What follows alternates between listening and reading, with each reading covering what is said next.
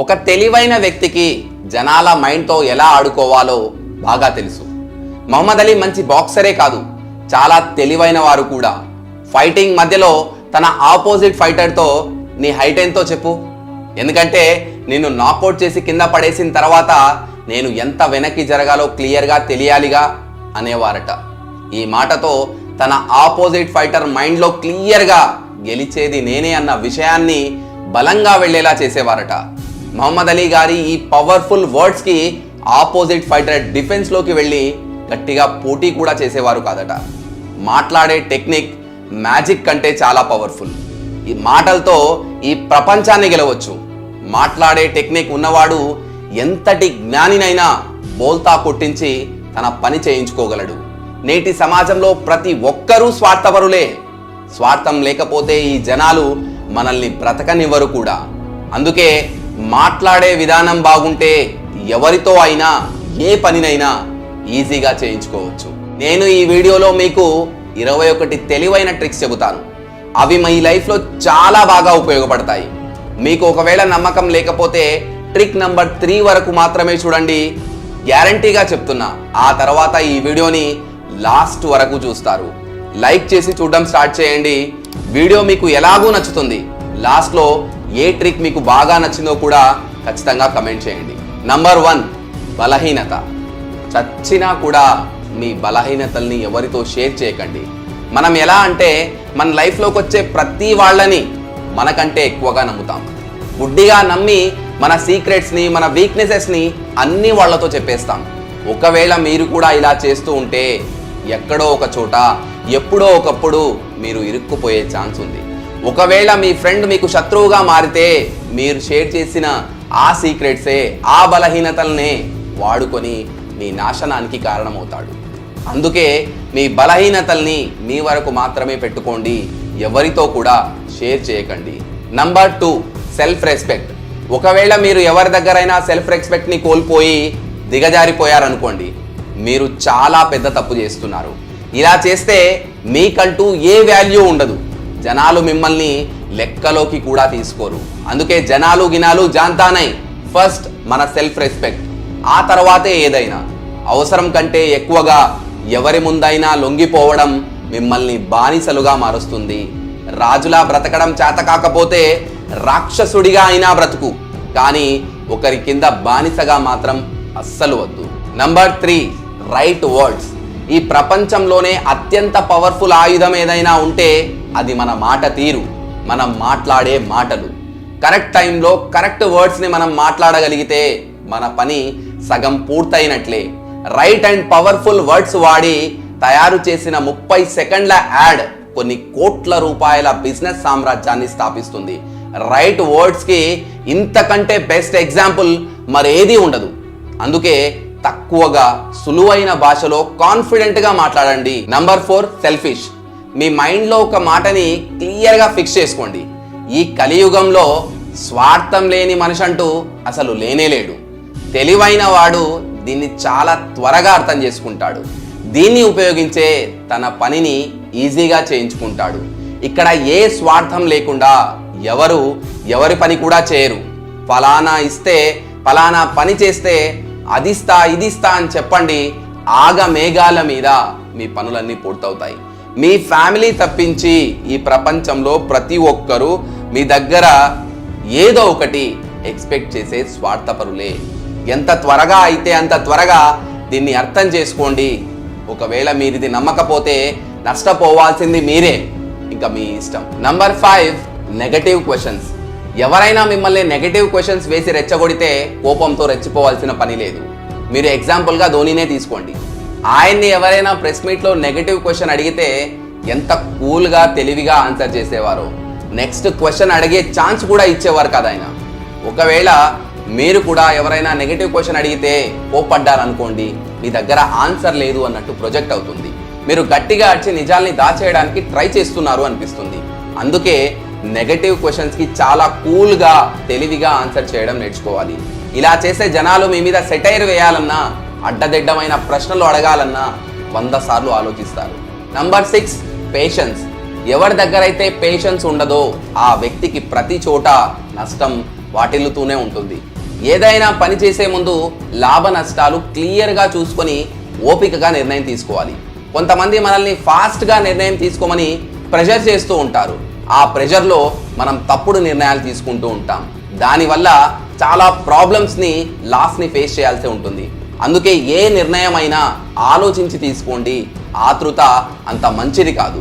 Number 7, topic zone.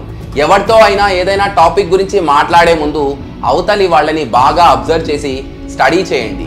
ఆ టాపిక్ని బాగా అర్థం చేసుకోండి. ఆ తర్వాతే టాపిక్ జోన్లోకి వెళ్ళి మాట్లాడడం స్టార్ట్ చేయండి. ఏదైనా టాపిక్ గురించి మాట్లాడాలంటే ఆ టాపిక్ మీద పూర్తి నాలెడ్జ్ ఉండాలి. అప్పుడే మనం మాట్లాడే మాటలు ఎఫెక్టివ్గా ఉంటాయి, అవతలి వాళ్ళ మీద ఇంపాక్ట్ పడేలా చేస్తాయి. Number 8, confidence. ఒకవేళ మీరు చెప్పేది అబద్ధమే అయినా కాన్ఫిడెంట్గా చెబితే అది నిజమనే నమ్ముతారు. మీరు కాన్ఫిడెంట్గా లేకుండా నిజం చెప్పినా కూడా అబద్ధమనే అనుకుంటారు. జనాలు మనల్ని నమ్మాలంటే మనం కాన్ఫిడెంట్గా ఉండడం చాలా ముఖ్యం. నంబర్ 9, అనవసరంగా ఎక్కువ మాట్లాడడం అనేది తన వాల్యూని తనే తగ్గించుకుంటున్నట్టు. యాసిడ్లో నీళ్లు ఎక్కువగా పోస్తే తన గాఢత్వాన్ని కోల్పోతుంది. ఎక్కువ ప్రభావాన్ని కూడా చూపించలేదు. ఎక్కువగా మాట్లాడి జనాల్ని ఇంప్రెస్ చేయాలని అనుకోవడం చాలా తప్పు. ఇలా చేస్తే జనాల దృష్టిలో మీరు లోకువ అయిపోతారు. తక్కువగా మాట్లాడే వాళ్ళ మాటలు జనాల్ని బాగా ప్రభావితం చేస్తాయి. అందుకే తక్కువగా మాట్లాడండి, పనికొచ్చే మాటలు మాత్రమే మాట్లాడండి. Number 10, eye contact. చాలా మంది ఎదుటి వారితో మాట్లాడేటప్పుడు ఐ కాంటాక్ట్ ఇవ్వకుండా అటు ఇటు చూస్తూ మాట్లాడుతూ ఉంటారు.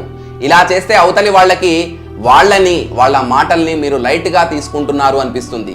ఎవరితో అయినా మాట్లాడేటప్పుడు సూటిగా వాళ్ళ కళ్ళల్లో చూసి నవ్వుతూ కాన్ఫిడెంట్గా మాట్లాడండి. నంబర్ 11, విమర్శ నిచ్చెన లాంటిది, పొగడ్త పాము లాంటిది.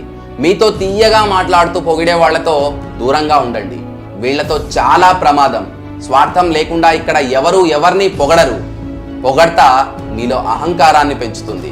మిమ్మల్ని పొగిడి మీకు నష్టం కలిగించడమే కాకుండా వాళ్లకు కావాల్సింది కూడా మీతో చేయించుకుంటూ ఉంటారు. Number 12, speed and study thinking. ఒక రాజు తన మంత్రులందరికీ తలా 1000 నాణ్యాలు ఇచ్చి, ఈ నాణ్యాల్ని మీకు ఇష్టం వచ్చిన చోట ఖర్చు పెట్టొచ్చు, కానీ 2 షరతులు అన్నారు. ఒకటి, ఎప్పుడైతే మీరు వీటిని ఖర్చు పెట్టాలి అనుకుంటున్నారో అప్పుడు నా మొహం చూసి ఖర్చు పెట్టాలి. రెండవది, ఈ రోజు నుంచి 7 రోజుల వరకు మీకు ఎవరికి కూడా నన్ను కలిసే అవకాశం లేదు అన్నారు.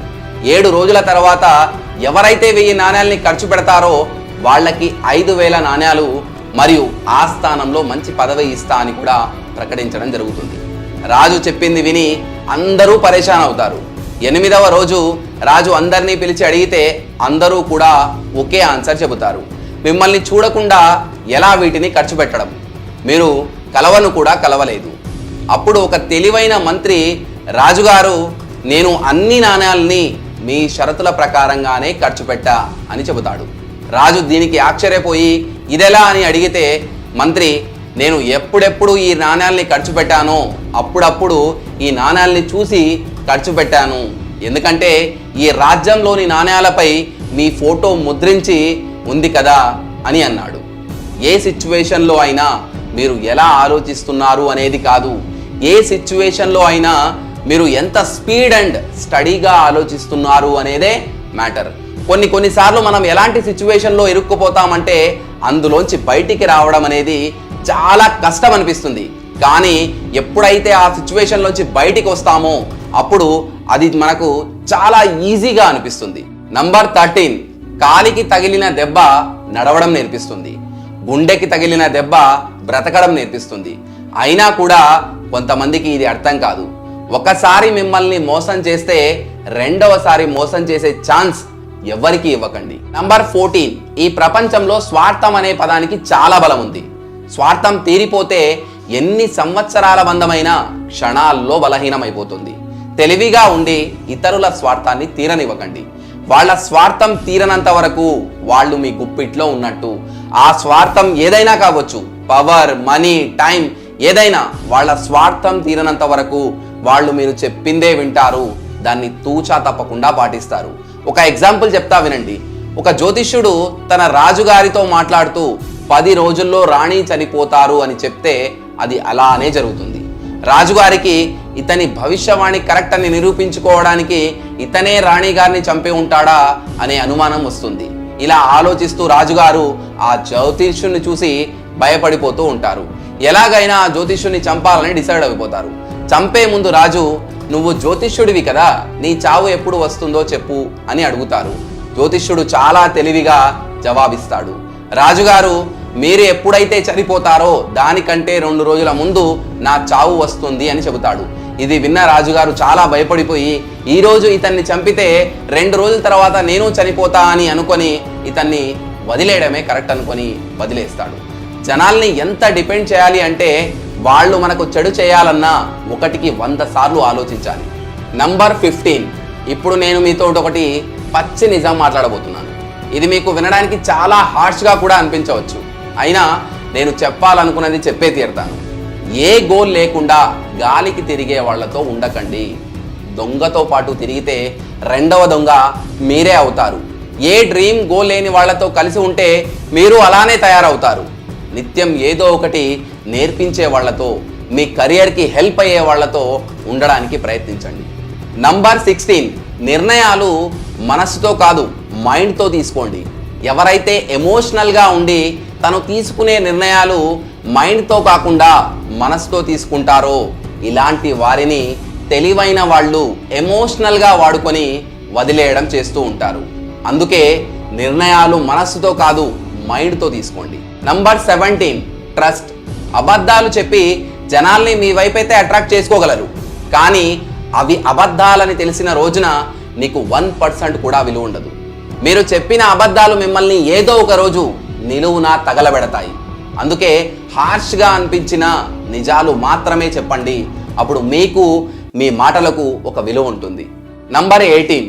నేను మాత్రమే చాలా తెలివైన వాణ్ణి అనుకోకండి. ఎందుకంటే వేరే వాళ్ళు చెప్పింది కూడా జాగ్రత్తగా వినండి. ఓవర్ కాన్ఫిడెంట్గా నేను అందరికంటే ఇంటెలిజెంట్ అని మాత్రం అనుకోకండి. ఒక ఊర్లో 2 ఫ్రెండ్స్ ఉండేవారు, సురేష్, రమేష్. సురేష్ రమేష్కి ఏం తెలీదు, మందబుద్ధివాడని అనుకునేవాడు. తనని తాను చాలా ఇంటెలిజెంట్ అనుకునేవాడు. ఒకరోజు సురేష్ మరో ఫ్రెండ్ రాజు కలిస్తే అతనితో, నీకు తెలుసా రమేష్ గడు ఒక పెద్ద ఫూల్. రాజు, ఎందుకు అలా అంటున్నావు? సురేష్, అయితే చూడు వాడు ఎంత పెద్ద ఫూలో ఇప్పుడే ప్రూవ్ చేస్తా అంటాడు. సురేష్ రమేష్ని పిలిచి, రమేష్, నా దగ్గర 2 నోట్లున్నాయి, ఒకటి 100 రూపాయల నోటు, రెండవది 10 రూపాయల నోటు. వీటిలోంచి నువ్వు ఏదో ఒక నోటు మాత్రమే తీసుకోవాలి అంటాడు.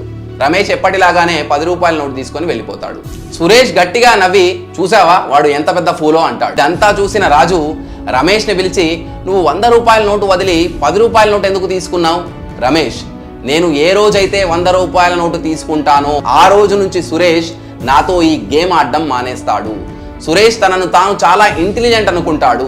తను ఇలా అనుకున్నన్ని రోజులు నాకు డబ్బులు వస్తూనే ఉంటాయి, నేనెందుకు వాటిని పోగొట్టుకోవాలి అంటాడు. అందరినీ ఫూల్ చేసే క్రమంలో మీరు ఫూల్ అయ్యే ఛాన్స్ ఉంది, కొద్దిగా జాగ్రత్త వహించండి.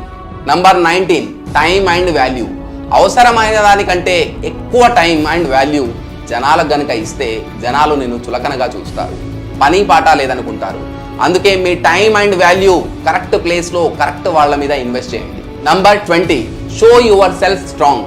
పలానా పాము విషపూరితమైంది కాకపోయినా జనాల్ని బెదిరించడానికి బుస కొట్టడం మాత్రం మానదు. మనకు నీతి నిజాయితీ ఉండాలి, కానీ వాటిని అడ్వాంటేజ్ తీసుకొని మనల్ని వాడుకొని పడేసేంత నీతి నిజాయితీలు మాత్రం వద్దు. గుర్తుందిగా, ఇక్కడ వంకరలు లేని చెట్లనే ముందుగా నరుకుతారు. అందుకే ఏదేమైనా సరే బలంగా ఉన్నామని జనాల్ని గుడ్డిగా నమ్మించండి. నంబర్ 21. జనాల్ని వాళ్ళు వేసిన వలలోనే వాళ్ళనే ఇరికించండి.